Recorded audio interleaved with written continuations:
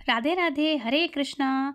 आप सभी को आने वाली वरूथनी एकादशी की हार्दिक हार्दिक शुभकामनाएं।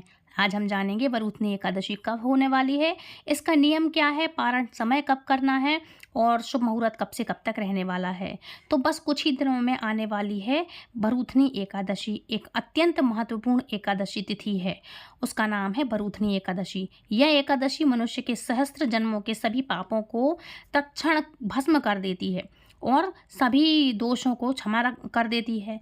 और लेकिन अगर हम इस एकादशी का पूर्ण श्रद्धा और नियम के साथ पालन करें तो यह एकादशी पुण्यमयी है, जो हमें भगवान श्री कृष्ण की विशेष कृपा प्राप्त करवाती है।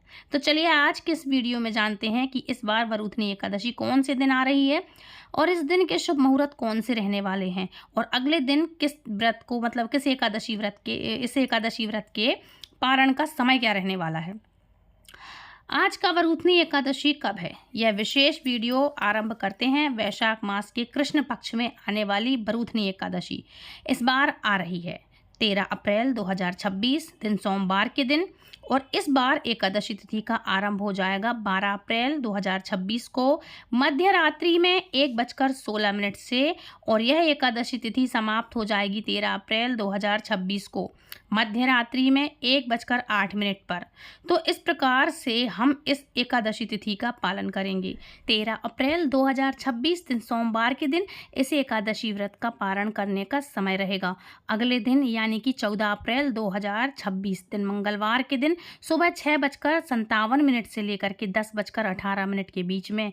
तो आइए अब इस दिन के कुछ अन्य ऐसे मुहूर्त भी हैं जिनको थोड़ा सा हम समझ लेते हैं। तो देखो, इस बार एकादशी तिथि पर ब्रह्म मुहूर्त का समय क्या रहेगा। तो ब्रह्म मुहूर्त कब से कब तक रहेगा, तो काफ़ी सारी ऐसी लेडीज़ हैं जो नहीं उठ पाती हैं, लेकिन ये भी मान के चलिए कि बहुत सारी लेडीज़ ऐसी हैं जो सुबह ब्रह्म मुहूर्त का इंतज़ार करती हैं और वो करती हैं सब नियम से। तो सुबह ब्रह्म मुहूर्त का समय रहेगा प्रातःकाल में 4:28 से लेकर के 5:13 तक और सूर्योदय होगा सुबह 5:58 पर। प्रातःकाल में भगवान श्री हरि की पूजा अर्चना करने का सबसे शुभ सहयोग रहेगा सुबह 4:51 से लेकर के 5:58 तक।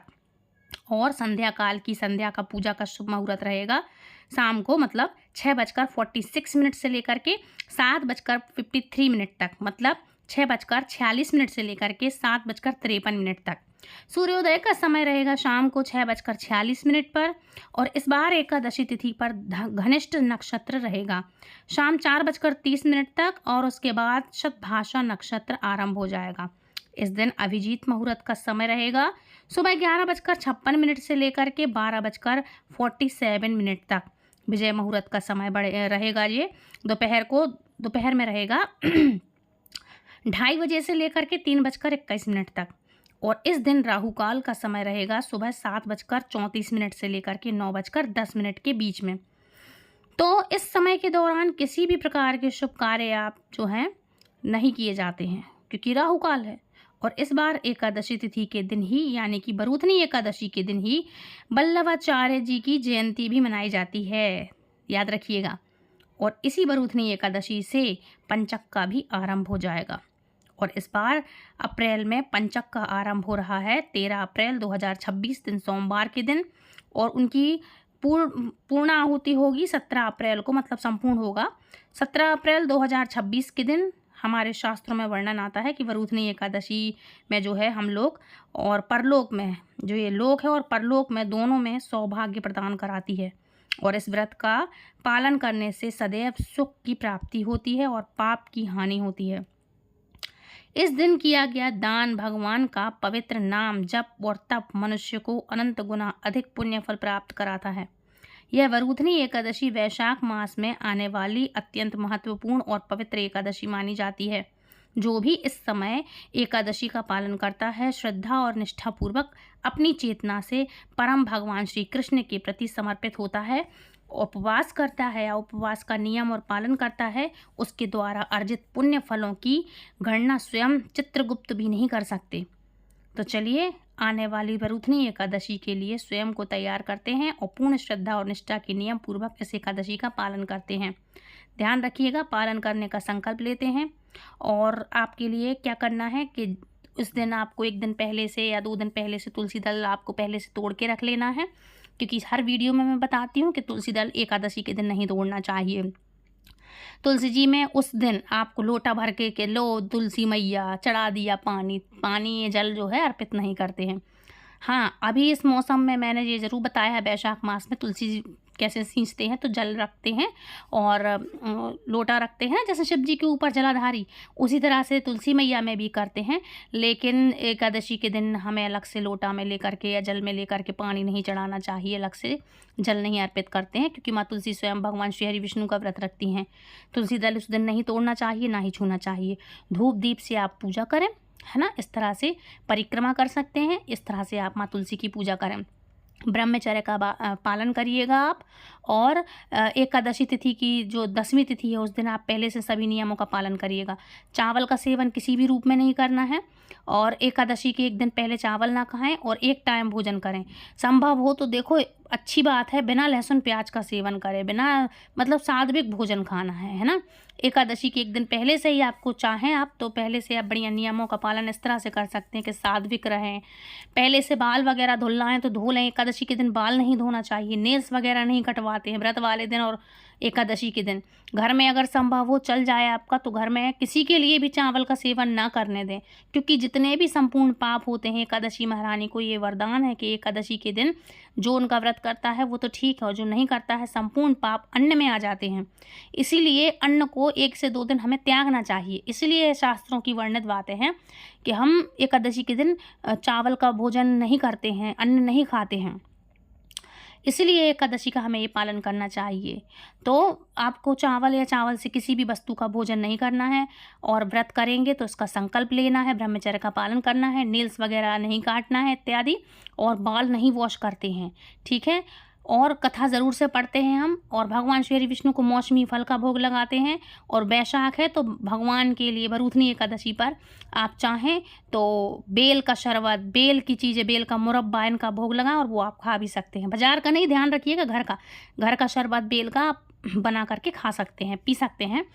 और मुरब्बा खा सकते हैं, बेल का शरबत पी सकते हैं, और ये चीज़ें लिक्विड वाली जो हैं आप दान भी कर सकते हैं। राह चलते मनुष्यों को आप पिला भी सकते हैं, शरबत वगैरह है, जो भी आपकी जैसी सामर्थ्य हो, जैसी व्यवस्था हो इस तरह से आप ये चीज़ें कर सकते हैं।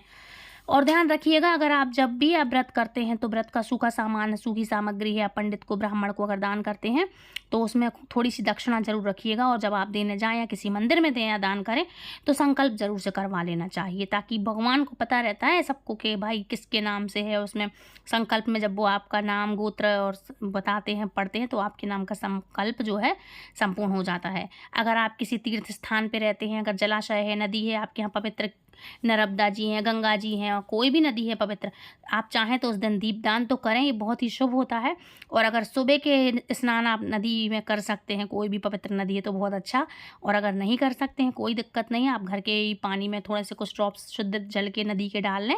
जो भी आपके यहाँ गंगा मैया है, नर्मदा मैया है, संगम का जल है, कोई भी है, वो डाल करके आप स्नान कर सकते हैं। भगवान श्री हरि विष्णु या लड्डू गोपाल की सेवा करते हैं तो उनके लिए मौसमी फल, फ्रूट्स, दूध, जूस घर का बना हुआ सब चीज़ें आप भोग में अर्पित कर सकते हैं। फलाहार जो भी आप खाएंगे वो भगवान को लगा सकते हैं भोग। और ध्यान रखिएगा, तुलसी दल बहुत सारे तोड़ लेना, भगवान श्री विष्णु को चढ़ाना, लड्डू गोपाल को, और जो भी आप उनको रखेंगे भोजन में, भोग है, जल है इत्यादि है, वो सब तुलसी दल जरूर उनको डाल के अर्पित करिएगा, क्योंकि बिना तुलसी दल के भगवान श्री हरि विष्णु भोग लेते ही नहीं हैं, चाहे हमारे लड्डू गोपाल कन्हैया ही क्यों ना हो। और अब बात करते हैं वरूथनी एकादशी के महत्व और व्रत कथा के बारे में। तो वैशाख मास के कृष्ण पक्ष की एकादशी को अत्यंत पुण्यदायी और सौभाग्यदायिनी वरूथनी एकादशी कहा जाता है। इस दिन भक्ति भाव से भगवान मधुसूदन की पूजा करनी चाहिए।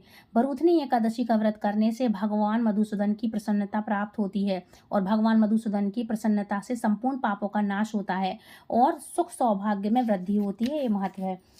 कामदा एकादशी का संपूर्ण वृतांत सुनने के पश्चात महाराज युधिष्ठिर ने भगवान श्री कृष्ण से विनती की कि हे मधुसूदन, अब आप मुझे वैशाख मास के कृष्ण पक्ष की एकादशी के नाम, व्रत विधान और पुण्य प्रताप के बारे में विस्तार पूर्वक बतलाइए। मधुसूदन भगवान श्री कृष्ण ने कहा, हे राजेश्वर, इस एकादशी का नाम वरूथनी है। यह सौभाग्य देने वाली, सब पापों को नष्ट करने वाली तथा अंत में मोक्ष देने वाली है। इस व्रत को यदि कोई अभागिनी स्त्री करे तो उसको सौभाग्य मिलता है। इसी वरूथनी एकादशी के प्रभाव से राजा मानधाता स्वर्ग को गए थे। वरूथनी एकादशी का फल 10,000 वर्ष तक तप करने के बराबर होता है। कुरुक्षेत्र में सूर्य ग्रहण के समय 1,00,000 भार स्वर्ण दान करने से जो फल प्राप्त होता है, वही फल वरूथनी एकादशी का व्रत करने से मिलता है। वरूथनी एकादशी के व्रत को करने से मनुष्य इस लोक में सुख भोग कर परलोक में स्वर्ग को प्राप्त होता है। शास्त्रों में कहा गया है कि हाथी का दान, घोड़े के दान से, तीनों के तिलों के दान से, स्वर्ण दान तथा स्वर्ण के दान से अन्न का दान श्रेष्ठ है। अन्न दान के बराबर कोई दान नहीं है। अन्न दान से देवता, पितर और मनुष्य तीनों तृप्त हो जाते हैं। शास्त्रों में इसको कन्यादान के बराबर माना गया है। वरूथनी एकादशी के व्रत से अन्नदान तथा कन्यादान दोनों के योग के बराबर फल मिलता है। जो मनुष्य लोभ के वश होकर के कन्या का धन लेते हैं, वे प्रलय काल तक नरक में वास करते हैं या उनको अगले जन्म में विलाप का जन्म भोगना पड़ता है। जो मनुष्य प्रेम एवं धन सहित कन्या का दान करते हैं, उनके पुण्य को चित्रगुप्त भी लिखने में असमर्थ हैं। जो मनुष्य इस वरूथनी एकादशी का व्रत करते हैं, उनको कन्यादान का फल मिलता है। वरूथनी एकादशी का व्रत करने वालों को दशमी के दिन निम्नलिखित दर्शन, जो चीजें हैं मैं बता रही हूँ, वस्तुओं का त्याग कर देना चाहिए। कांसे के बर्तन में भोजन करना नहीं चाहिए। मांस, मदिरा, लहसुन, प्याज इत्यादि नहीं छूना चाहिए, न खाना चाहिए। मसूर की दाल नहीं खाना चाहिए। चना, कोदो का शाक, कोई भी प्रकार का हरा साग, मधु मतलब शहद, दूसरे का अन्न, दूसरी बार भोजन करना एवं 10वां स्त्री प्रसंग से बचना चाहिए। स्त्री प्रसंग करने वाले दिन में जुआ नहीं खेलना चाहिए तथा शयन भी नहीं करना चाहिए। उस दिन पान खाना, दातुन करना, दूसरे की निंदा करना तथा चुगली करना एवं पापी मनुष्यों के साथ बातचीत करना सब त्याग देना चाहिए। उस दिन क्रोध तथा मिथ्या भाषण भी नहीं करना चाहिए। हे राजन, जो मनुष्य विधिवत इस एकादशी का व्रत करते हैं, उनको स्वर्गलोक की प्राप्ति होती है। अतः प्रत्येक मनुष्य को यह व्रत अवश्य करना चाहिए तथा पापों से डरना चाहिए। इस व्रत के महात्म्य को पढ़ने तथा सुनने मात्र से 1,000 गोदान का फल मिलता है और इसका फल गंगा स्नान के फल से भी अधिक होता है। बोलो वरूथनी एकादशी की जय। भगवान श्री हरि विष्णु की जय। Please do like, share and subscribe. Hare Krishna, Hari बोल। वरूथनी एकादशी की आप सभी को हार्दिक हार्दिक शुभकामनाएं। जय श्री कृष्ण।